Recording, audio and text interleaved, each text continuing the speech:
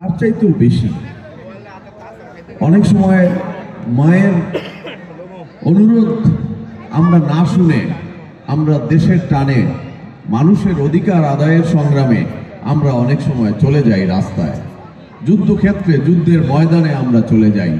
এই যে ৭১ সালে অসংখ্য মুক্তিযুদ্ধে অসংখ্য বীর সেনানী শাহাদত বরণ করেছেন, অনেকে কিন্তু মায়ের ডাক উপেক্ষা করে তার জন্মদাত্রী মায়ের কথা না শুনে দেশকে যে ভালোবেসে, দেশকে যে মায়ের চাইতে বেশি ভালোবাসে তার প্রমাণ দিতে তারা দেশের ক্রান্তি লগ্নে যখনই এই দেশ কোনো না কোনো শত্রুর দ্বারা বিপদগামী হয়, এই দেশের উপরে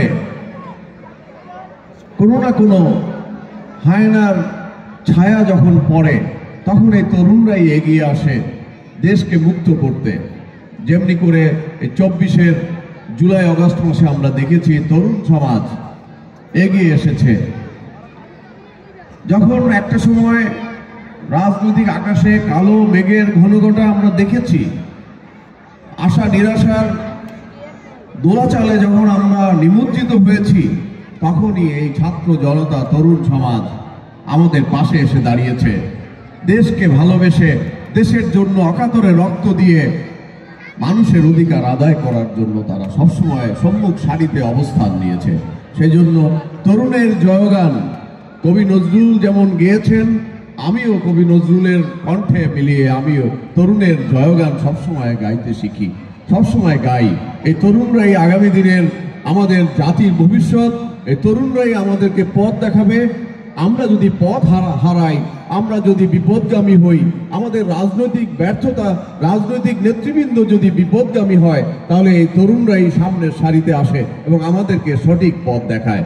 আমরা ২৪ থেকে সেই শিক্ষা গ্রহণ করেছি। যখনই আমাদের রাজনৈতিক নেতৃবৃন্দ ব্যর্থতার পরিচয় দিয়েছে, তখনই তরুণ সমাজ, ছাত্র সমাজ, জনতা ঐক্যবদ্ধ হয়ে সামনের সারিতে এসে নেতৃত্ব দিয়ে কিভাবে দেশকে সামনের দিকে এগিয়ে নিতে হয় সেটা আমাদেরকে শিখিয়েছে। আমরা তাদের প্রতি সবসময় কৃতজ্ঞ থাকি, তাদেরকে উদ্বুদ্ধ করি। এই খেলাধুলার মাধ্যমে আমরা তরুণ সমাজকে মনে করি যে এটা সঠিক পথ তরুণ সমাজ দেখাচ্ছে।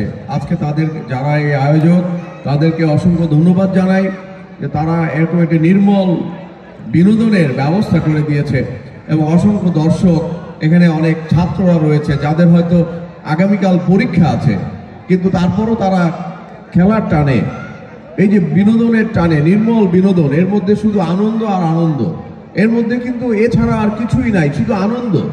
এই আনন্দটা আমাদের খুব প্রয়োজন। আমরা তরুণ সমাজ এখন অনেক সময়